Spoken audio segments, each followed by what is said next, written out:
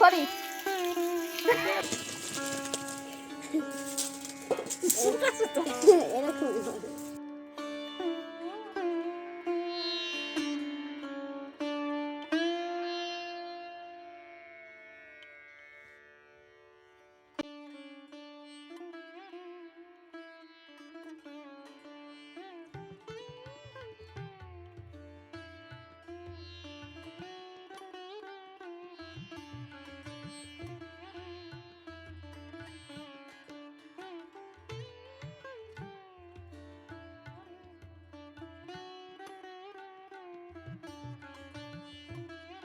Hello friends, আমার এই বাবার বাড়ির ছোট্ট গ্রামটিতে তোমাদের সবাইকে অনেক অনেক ওয়েলকাম করছি। আশা করি তোমরা সবাই ভালো আছো। আমাদের বাড়ির সবাই ভালো আছে মোটামুটি, কিন্তু আমার শরীরটাই খারাপ। তোমাদের বলেছিলাম না একটা ফোড়া হয়েছে। তোমরা অনেকেই কমেন্ট করে বলেছো যে দিদিভাই ফোড়াটা কোথায় হয়েছে। অ্যাকচুয়ালি এটা খুব সেনসিটিভ জায়গায় হয়েছে। তোমরা তো বুঝতেই পারো এই টাইপের ফোড়া টোড়া সব মানে চিপাচাপিতেই বেশি হয় তো হয়েছে। আর এটা ফোড়া কিনা সেটা বুঝতে পারছি না, আবারও তোমাদের বলছি। তবে হ্যাঁ, খুব তাড়াতাড়ি ডাক্তার দেখাবো। এখানে তো ভালো ডাক্তার খুঁজতে গেলে অনেক সমস্যা, যেটা কিনা আমাদের শহরে হয় না। অনেক আমার দিদি ভাইরা বলেছে যে শিল্পী তোমার শহরেই এটার চিকিৎসা খুব ভালোভাবে হবে। আর আমি সেটাই ভাবছি যে দিদির ওখানে গিয়ে ডাক্তারটা দেখিয়ে নেব, কারণ দিদির ছেলের যেহেতু 5 তারিখে পরীক্ষাটা শেষ হবে, তারপরে ওখানে গিয়ে ডাক্তার দেখানোর একটা ইচ্ছে আমার রয়েছে। তো এখন একটু কষ্ট করেই মানে আছি, ব্যথাটা আছে তবু একটু কষ্ট করেই আছি, কিছুদিন তো, আর কটা দিন মাত্র। আর আরেকটা কথা তোমাদের বলি, সেটা হচ্ছে তোমরা অনেকেই বলছো যে মেয়েরা একা রয়েছে, তো আমি মেয়েদের এখানে নিয়ে চলে আসব 1 তারিখে, তারা গিয়ে আবার ওদেরকে নিয়ে চলে আসবে। তবে আরেকটা কথাও বলবো যে এইখানেও আর বেশি দিন হয়তো বা আমি থাকতে পারবো না, কারণ তোমরা অনেকেই অনেক রকম কথা বলছো, আর তোমরা জানো যে আমার খুব খারাপ লাগে এই টাইপের কথাতে।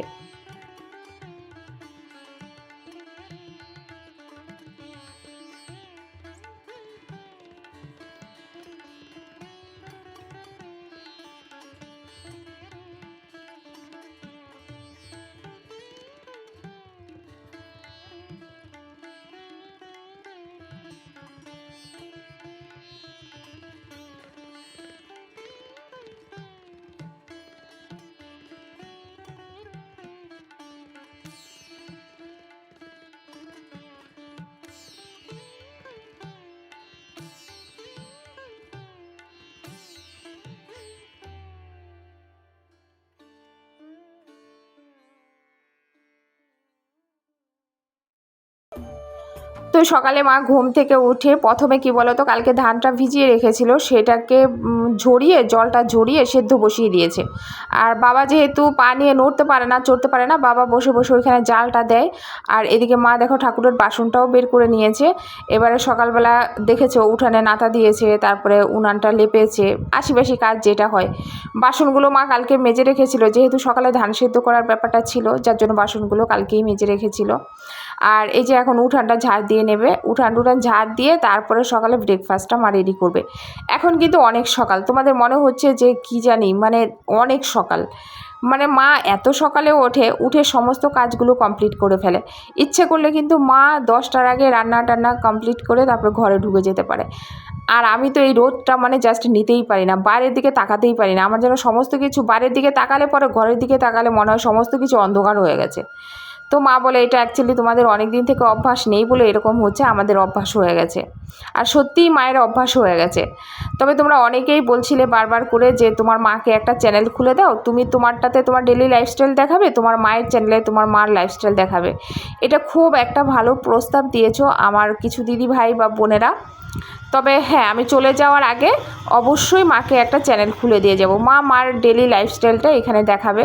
তোমরা মাকে ভালোবাসা দিও গো। আমার মা প্রচুর পরিশ্রম করে, তোমাদের আগেও বলেছি, এখনও বলছি। শুধু মা নয় গো, আমার ফ্যামিলিতে প্রত্যেকটা মানুষ।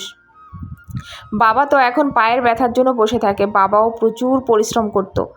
মানে সপ্তাহে 3টা হাট করত, একটা হচ্ছে রানাঘাটে, একটা হচ্ছে চাকদায়, আরেকটা হচ্ছে হুগলি না কোথাতে। আর সে রাত 3টায় উঠে তারপরে বাবাকে কিন্তু বিজনেসের জন্য যেতে হতো। বাবার মোটামুটি বড় একটা বিজনেস ছিল, গামছার বিজনেস। তো এখন পায়ে ব্যথা বলে বাবা পুরোটাই বসে গেছে, তাও খুব আফসোস করে যে আমি কোনো কাজ করতে পারি না, তোর মা এত কাজ করে, তোর দাদা এত কাজ করে, বাবা খুব আফসোস করে। কিন্তু বাবাকে সবাই বোঝায়, মা বোঝায় যে এত বছর তো কষ্ট করেছেন, পরিশ্রম করেছেন, এখন পারছেন না, এখন রেস্ট নেন, এখন আমরা আছি, আমরা যতদিন পারি ততদিন করব, মানে এই টাইপের কথাগুলো মা সবসময় বলে। তাও বাবা দুঃখ করে, আমাকে বলে দেখ তোর মা এত পরিশ্রম করে, আমি একটু হেল্প করতে পারি না। আমার বাবা মার মধ্যে প্রচণ্ড মিল, তোমরা ধারণা করতে পারবে না দেখলে, মানে এত মিল দুজনের মধ্যে। হ্যাঁ, তবে আমার জাইবু দিদির মধ্যেও প্রচণ্ড মিল, একদম বাবার মতো মার মতো ওরা দুজনও হয়েছে। হ্যাঁ, তো যাই হোক, এই যে দেখো মা জল টল গাছের গোড়ায় দিল, তারপরে এই যে এখানে চলে এলো, এবারে বাসনগুলো মেজে নেবে।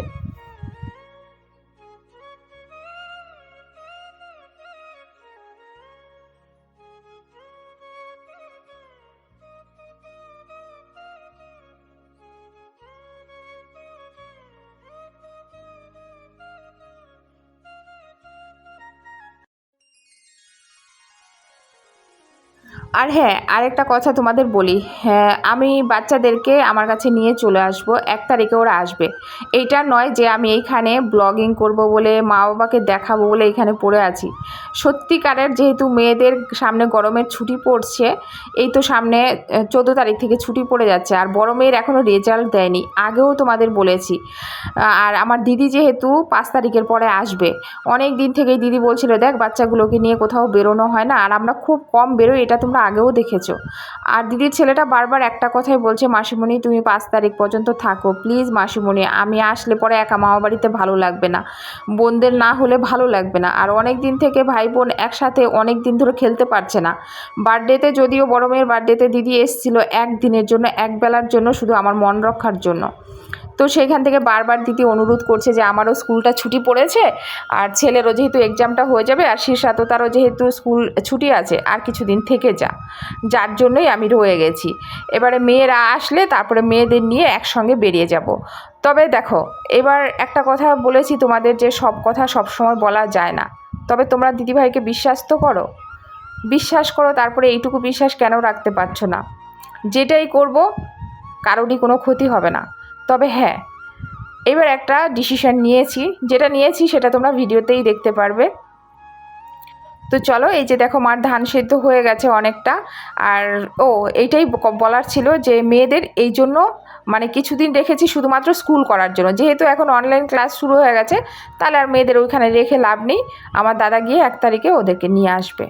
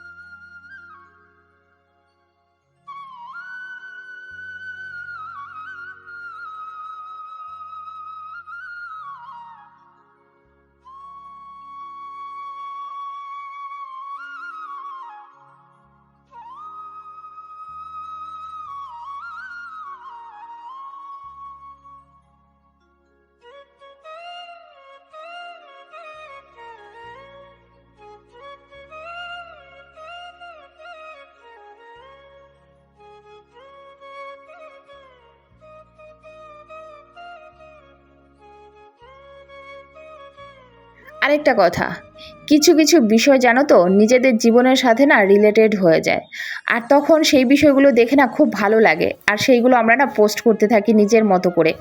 তবে সেইগুলো যেহেতু নিজেদের সাথে অনেক সময় কিছু বিষয় রিলেটেড হয়ে যায়, ওই জন্য অনেকেরই অনেক কিছু মনে হয়। তবে এটা কিন্তু যারা দেখে তাদের কোনো ভুল নয়, তারা দেখে তবেই বিচার করে, তাদের চোখের দেখাতে তারা বিচার করে। তবে কি বলো তো, অনেকেই তোমরা আমাকে বুঝেছো, অনেকেই সুন্দর এত বড় বড় কমেন্ট করে আমাকে এত কথা বলেছো, আর এতটা সুন্দরভাবে আমাকে তোমরা বুঝেছো না, আমি জাস্ট অবাক হয়ে গেছি যে তোমরা এতটা ভালো করে কি করে আমাকে বুঝতে পারলে। তবে জানো তো, এই পৃথিবীতে তুমি নিজে ভালো তো দুনিয়া ভালো, তুমি ভালো না তো পৃথিবীতে তোমার কিচ্ছুই ভালো হবে না। এই জন্য কি বলো তো, অন্যের উপরে আঙুল না তোলাটাই ভালো। তার থেকে এটা বেটার নয় কি যে তুমি নিজে কেমন সেটা নিয়ে সর্বক্ষণ ব্যস্ত থাকো, আর নিজেকে একটু গুরুত্ব দিয়ে নিজের মতো করে থাকো। জানি না অনেক সময় ভুলভাল বলি কি না, এই জন্য হয়তো তোমাদের অনেকেরই ভালো লাগে না, কিন্তু অনেকে আমার সাথে সহমত প্রকাশ করো, কারণ আমাদের মেয়েদের জীবনটা না অনেকটাই একই রকম। কথায় তো আছে যে মেয়েদের প্রাণ কই মাছের প্রাণ। আমাদের জীবনটা কি বলতো, সত্যিই কই মাছের। আমাদের হাজারো আছাড় দাও, নুন দাও, হলুদ দাও, তাও কিন্তু আমরা সহজে মরি না। হ্যাঁ, তবে যাদের মনটা অত্যাধিক দুর্বল হয়ে যায় তারা কিন্তু কোনো স্টেপ নিয়ে নেয়। যাই হোক, এই সমস্ত কথাগুলো কেন বললাম, কী উদ্দেশ্যে বললাম, কিছুই আমার জানা নেই। তবে হ্যাঁ, তোমাদের কাছে শেয়ার করে ভালো লাগলো। জাস্ট এই কথাগুলো তোমাদের কাছে শেয়ার করতে পারলে না মন খুলে একটা শান্তি পাই, বড় করে একটা শ্বাস নেই যখন এই কথাগুলো তোমাদের কাছে শেয়ার করি। তো চলো, ওদের দাদা ওরা কাজ করছে। এই যে দেখো এখানে দিদি আর মা বসে বসে শাক বাচ্ছে, পাট শাক রান্না করবে আজকে, আরও অনেক কিছুই রান্না করবে। আর তোমাদের কাছে কিন্তু ওই লাউ দিয়ে যে টকটা হয় সেই রেসিপিটাও আজকে মা শেয়ার করবে। একটা বোনু কমেন্ট করে বলেছিল, দিদিভাই ওই রেসিপিটা একটু শেয়ার করো, তো ওই রেসিপিটাও মা আজকে তোমাদের কাছে একটু শেয়ার করে দেবে।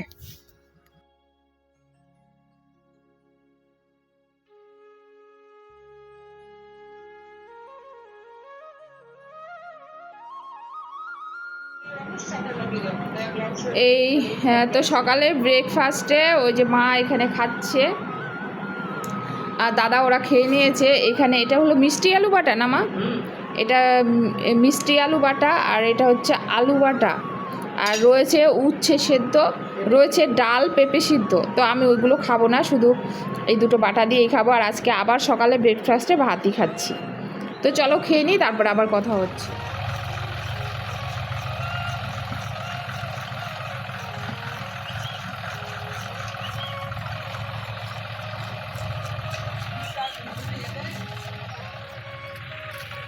Parang sa muna muna.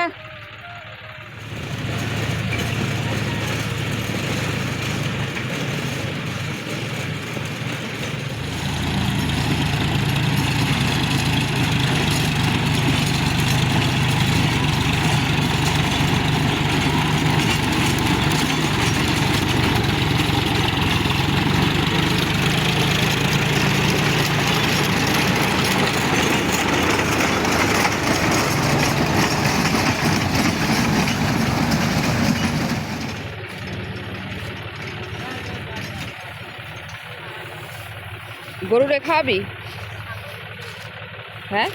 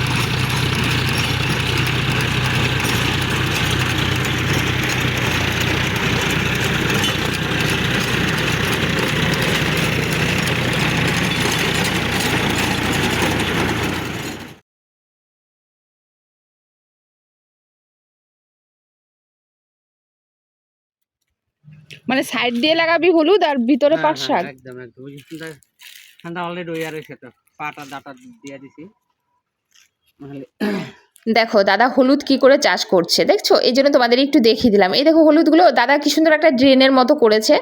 হ্যাঁ, তোমরা দেখেছো প্রথমে ওই যে ট্রাক্টর দিয়ে চষলো মানে এই জমিটা, তারপরে এই দেখো একটু একটু এইভাবে এইগুলো বসিয়ে যাচ্ছে হলুদগুলো। এবার এটা জাস্ট ঢেকে দেবে, কি সুন্দর করে করছে। আমি না অনেক দিন থেকে এই বিষয়গুলো দেখি না, তো ভাবলাম তোমাদের কাছে একটু শেয়ার করি। এর মধ্যে দাদা আবার ডাটার বীজ, তারপরে হচ্ছে পালং শাকের বীজ না কি বললো দাদা, ডাটা আরেকটা কি বললো, পাট ডাটা আর পাট বীজও কিন্তু দিয়েছে। সাইড দিয়ে হবে হলুদ আর মাঝখানটাতেও হবে পাট শাক আর ডাটা শাক। এই দেখো কি সুন্দর করে দাদা এইভাবে করছে। এইভাবেই কিন্তু হলুদ চাষ হয় জানো তো।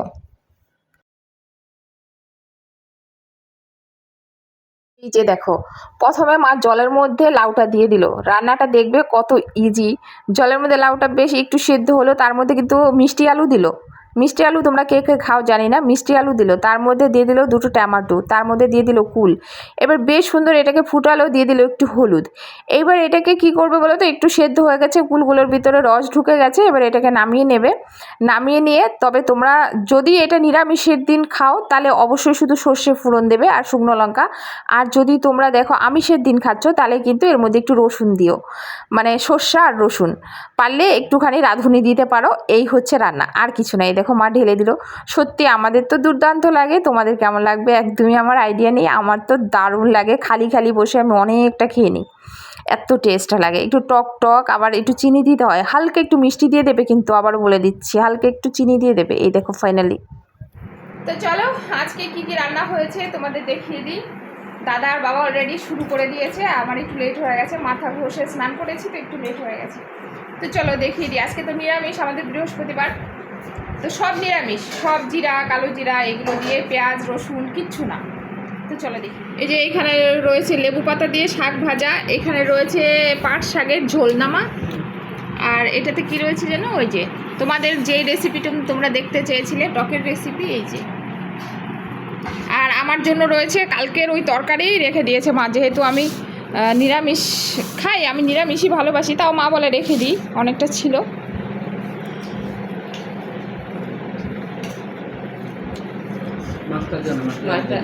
এই শাকটা যা অসাধারণ লাগে না, তা জাস্ট তোমাদের বুঝাতে পারবো না, মানে অমায়িক লাগে খেতে এই শাকটা। এটা মধ্যে তেল দেওয়া হয় না এই শাকটাতে, জানো তো, এই শাকটা তেল দেওয়া হয় না, রসুন দিয়ে করা হয়। আজকে যেহেতু মানে রসুন দিতে পারেনি।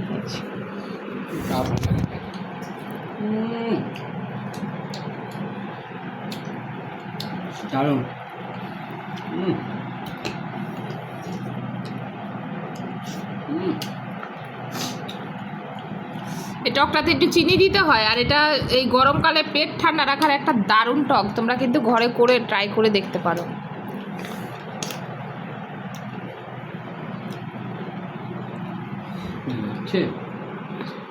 এখন বাজে হচ্ছে বিকাল 5:30, তো তোমাদের জন্য কিছু শর্টস করলাম। মা বলছে একটু বাইরে বেরিয়ে শর্টস টর্টস কর, ভালো লাগবে। আর এই জন্য নর্মালি সেজেছি, এই ব্লাউজটা কিনেছি তোমরা তো দেখেছো, আর মায়ের শাড়িটাই পরে নিয়েছি। হ্যাঁ, কেমন লাগছে অবশ্যই বলো, ভালো লাগছে কি না।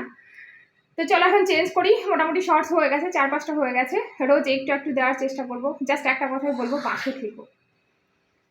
আর ওই যে মা ওরা ওই যে এখন গিয়ে বাইরে একটু বসবো শাড়ি টাড়ি খুলে। তো চলো। এই দেখো তোমাদের বলতে না বলতেই বললাম না, দাদা এখানে চাষ করে, যে এই যে পাম্প চলছে, আর এই দেখো যাচ্ছে, দেখেছো পাইপটা, দেখেছো ছোট্ট সরু পাইপটা, আর এই দেখো দাদা এখানে জল দিচ্ছে। আর বিকেলে পরিবেশটা জাস্ট দেখো, এখানকার জাস্ট পরিবেশটা দেখো, জাস্ট ওয়াও লাগে, জানো তো, তোমাদের ভাষায় প্রকাশ করতে পারবো না। সত্যি গ্রামের স্নিগ্ধ হাওয়া, মুক্ত বাতাস, একই তো জিনিস বলে ফেললাম দুইবার, স্নিগ্ধ বাতাস মুগ্ধ হাওয়া। দেখো এই দেখো, এটা লঙ্কা গাছ, ওই দেখো দাদা জল দিচ্ছে, আর এই যে দেখো, দেখেছো, দেখো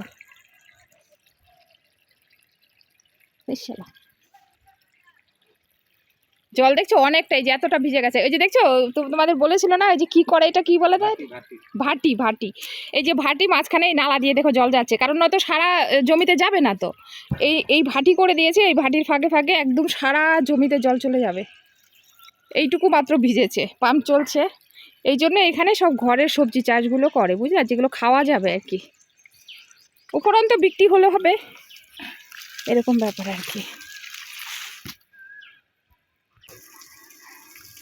এই দেখো দাদা জল দিচ্ছে, আর আমি এখানে দাঁড়িয়ে আছি, একটু হালকা রোদ, কি ভালো লাগছে। তো এখন বেশি বাজে না, হ্যাঁ 9টার মতো বাজে। তো আহ, একটু আগে খেয়েছি ফুচকা, এদিক দিয়ে টক টক টক টক বেল বাজাতে বাজাতে বাজাতে বাজাতে রোজ নিয়ে যায় ফুচকা। আর মা বলছে, ওইখানে উঠানে বসেছিলাম, মা তো বাবাকে নিয়ে ডাক্তার, মা বলছি দাদা তো বাবাকে নিয়ে ডাক্তারের কাছে গেল ওই জল টল দিয়ে, তোমরা তো দেখেছো। তারপরে যাওয়ার পরে মা বলছে যে এদিক দিয়ে ঠক ঠক করে বেল বাজাতে বাজাতে রোজই যায়। তো আমার আবার ফুচকা খেতে খুব ভালো লাগে, তো রোজই প্রায় খাওয়া হচ্ছে, 20 টাকা করে রোজই প্রায় খাওয়া হচ্ছে।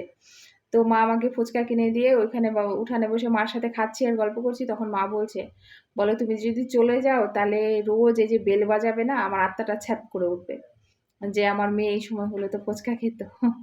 আমি বলছি, মা তুমি এখনো এরকম করো, কত বছর হয়ে গেছে বিয়ে হয়েছে। তো যাই হোক, এখন রাত্রে খেয়েছি মুড়ি, খেয়েছি ফুচকা, আর ভাতটা অ্যাভয়েড করছি, বুঝতেই পারছো শরীরের অবস্থা খুবই খারাপ। তো সবাইকে বলবো ভালো থেকো, সুস্থ থেকো, আর এইভাবেই আমার পাশে থেকো, তোমাদের সাপোর্টের প্রচুর প্রয়োজন। ততক্ষণে সবাইকে গুড নাইট, শুভরাত্রি, টাটা।